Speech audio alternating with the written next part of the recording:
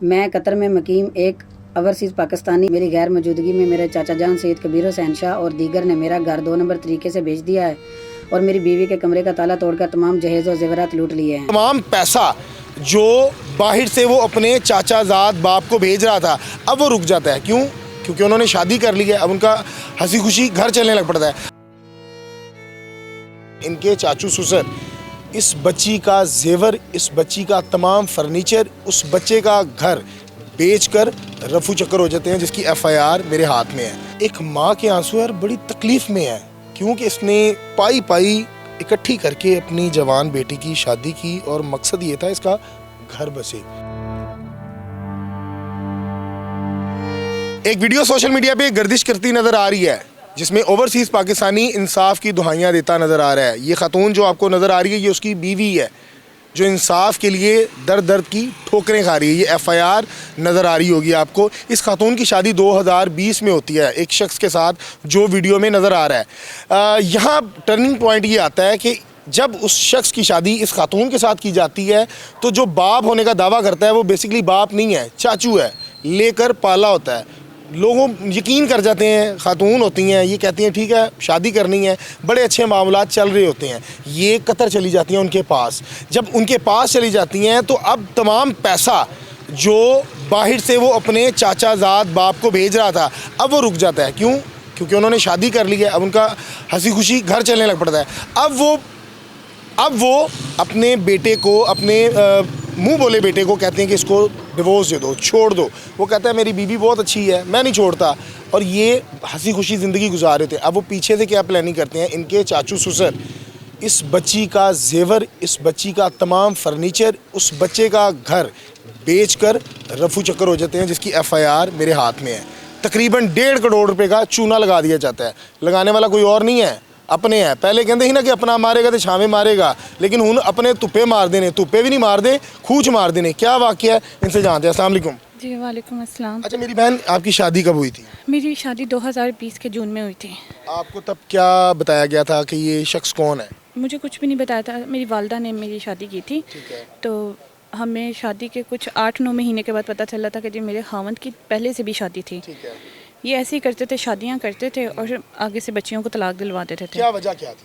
मुझे नहीं पता इसका। ठीक है। तो और आपकी बारी भी ऐसा हुआ? जी मेरी बारी भी ऐसा हुआ। मुझे थोड़ा मसला हो गया था, थोड़ा मुझे इशू हो गया था। आपका अपना मतलब? हाँ जी। तो मेरे ससुर, चाचा ससुर मुझे मेरे खावंद को कहते हैं कि जी इसको डिवोर्स दे दो। तो उन्होंने बोला कि जी मैंने इसको डिवोर्स नहीं देनी है, ये मेरी बीवी है, बच्चा होता नहीं होता कोई मसला नहीं है। अच्छा, मेरी बीवी जब मेरे साथ है तो मुझे कोई मसला नहीं है। तो ये बस उन्होंने इस चीज़ की खार जो है ना अपने दिल में रखी कि जी इन्होंने इस लड़की को तलाक नहीं दिया। कुछ महीनों के बाद जो है मेरे हस्बैंड मुझे 1.5 साल के बाद बाहर बुला लेते हैं।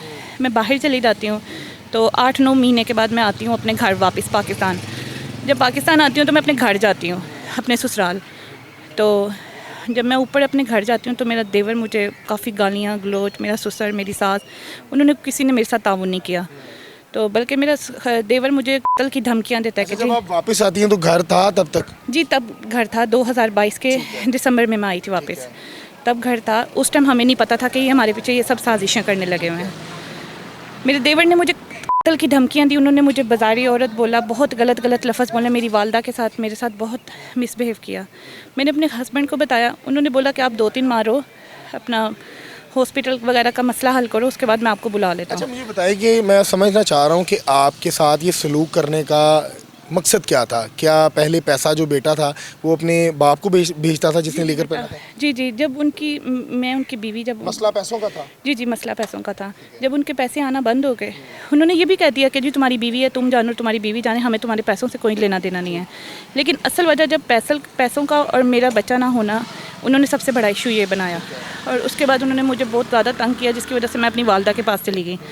वालदा के पास मैं 3 मंथ रही हूँ, उसके बाद मैं चली गई वापस 2023 के मार्च में। तो उसके बाद मैं 2.5 साल के बाद वापस आई हूँ।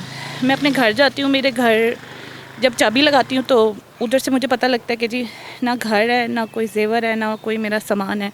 जब मैं अपने मोहल्ले वालों से पूछती हूँ तो वो कहते हैं कि जी आपके ससुराल वाले रातों रात ये सामान उठा के लेके चले गए हैं, आपको कोई पता नहीं है। मैंने कहा हमें तो पता ही नहीं है। अच्छा जब आप कतर से वापस आती हैं, आकर अपने घर के अंदर एंटर होने लगती हैं, ना घर होता है ना कुछ होता है ना सोना होता है, आप तो एकदम रोड पे आ गई। क्या उस टाइम क्या कैफियत थी, क्या सोच रही थी कि जाऊं तो जाऊं कहाँ? मुझे कुछ समझ नहीं आ रही थी मैं कहाँ जाऊँ। शोहर को बताया? जी मैंने अपने हस्बैंड को बताया तो उन्होंने बोला कि फ़ौरन आप थाने जाओ, उनके ख़िलाफ़ एफ़आईआर कटवाओ। मैं 1.5 महीना एफ़आईआर के लिए रुलती रही थानों में। मेरी वालदा, मेरे वालिद, मेरी एंड तक मेरे मामू लोग वगैरह मेरे साथ उन्होंने काफ़ी अच्छा ताउन किया। तो हम थाने जाते हैं, थाने वाले हमें कभी कहीं भेज देते हैं, कभी कहीं भेज देते हैं। फिर हमें किसी ने बताया कि आप शेरबानो के पास जाएं। हम शेरबानो के पास जाते हैं, उन्होंने 2 दिन अपनी सारी एफ़आईआर वो तस्दीक वगैरह करवाई हम मेरे मोहल्ले से। जब मोहल्ले से सारी तस्दीक हो गई तो उन्होंने फिर मुझे एफ़आईआर कटवा के दे। मुसलमान आपके कोई गिरफ्तार हुए हैं?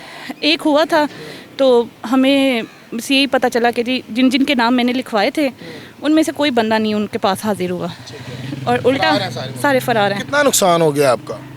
मेरा कम से कम मेरा 10 तोले जेवर है और मेरे मियाँ का हिस्सा है मकान में। मेरा जहेज़ का सारा सामान है 25। भाई घर था? जी जी। ठीक है। और वो विदाउट उनके सिग्नेचर, उनकी मर्जी के बगैर बिक गया? 2 नंबरी करके सारा इन्होंने किया है। और अब हम बात करते हैं तो वो हमें झूठा बनाते हैं, सारा कुछ गलत बातें मेरे माँ बाप पे शोहर करते हैं। आपके साथ हैप्पी हैं? जी मेरे शौहर मेरे वो साथ। जिंदगी गुजारे हैं? जी जी। उनको कोई मसला नहीं, औलाद है नहीं है? नहीं उनको कोई मसला नहीं। अच्छा माँ जी, ਮੈਨੂੰ ਦੱਸੋ ਕਿ ਤੁਸੀਂ ਜ਼ਮਾਨਾ ਸਾਜ਼ ਹੋ, ਜ਼ਿੰਦਗੀ ਗੁਜ਼ਾਰੀ ਹੈ। ਜਦੋਂ ਤੁਸੀਂ ਬੱਚੀ ਦਾ ਰਿਸ਼ਤਾ ਦੇਖਣ ਆਏ ਸਨ, ਤੁਹਾਨੂੰ ਲੱਗਾ ਨਹੀਂ ਕਿ ਇਹ ਬੰਦਾ ਸਹੀ ਨਹੀਂ ਹੈ, ਇਹ ਉਹਦਾ ਪਿਓ ਸਕਾ नहीं है? नहीं भाई, इन्होंने ना एक बंदे का नाम लिया था हामिद शाह गुजरात में, वो मेरे मियाँ साहब का, यानी कि मेरे ससुर साहब के आगे वो अच्छा वक्त गुजरा हुआ है उनका। उन्होंने हामिद शाह के नाम पे ये रिश्ता इन्होंने दिया, इनको दिया था। आपने एक नाम पे रिश्ता दे दिया? इन्हें कहा जी मेरे कज़न है वो। आपकी बेटी अब जलील हो रही है, बस वो परेशान, कुछ लूट गया उसका? मेरा भाई परेशानी तो। सब जेवर लूट लिया उनका। इसके ससुर ने कहा मेरे वो कज़न है हामिद शाह। आपको तकलीफ नहीं हो रही? आपकी जवान बेटी है, इस टाइम दर दर की ठोकरें खा। कभी घर से नहीं निकले, सड़क पे आ गए, बेइज्जती है हमारे लिए। एक बेटी वैसे ही दुनियावी तकलीफ लेकर बच्चा ना होने की ताने सुन रही है, ऊपर से उसकी हर चीज़ लूट ली गई है। नहीं बेटा जी, हम तो बाहर निकल के भी राजी नहीं है, हम बाहर निकलने वाले लोग नहीं हैं। क्या समझते हैं, कहाँ गलती हुई आपसे? गलती यही हुई कि इन्होंने कहा जी अगर मोहल्ले से आप पूछेंगे ना तो कोई आपको सच कहेगा, कोई झूठ कहेगा। हमने सिर्फ वो हामिद शाह के पीछे, हमने शाह जी ने कहा जी इनके कज़न है तो फिर पूछने की बात ही नहीं है। मरीम नवाज साहिबा, ये खातून के आंसू आपको नज़र आ रहे होंगे, ये एक माँ के आंसू है और बड़ी तकलीफ़ में है, क्योंकि इसने पाई पाई इकट्ठी करके अपनी जवान बेटी की शादी की और मकसद ये था इसका घर बसे। खुदा की कसम, किसी का दिल नहीं करता कि वो बीमार हो, किसी का दिल नहीं करता कि औलाद ना हो, हर का दिल करता है। अल्लाह ने इस पर आजमाइश डाली है, अल्लाह इसको बेहतर करीब होगा, इसके ये अल्लाह के करीब होगी। लेकिन इसके साथ जुल्म ये किया गया कि इसकी हर चीज़ लूट ली गई, इसकी हर चीज़, घर, दौलत, जेवर, फर्नीचर, हत्ता के क्रॉकरी का सामान तक लूट लिया गया। अम्मी बेचारी आपकी आपके साथ घूम रही हैं, दर दर की ठोकरें खा रही हैं। बस मेरे वालिद साहब जो हैं वो हार्ट के मरीज़ हैं।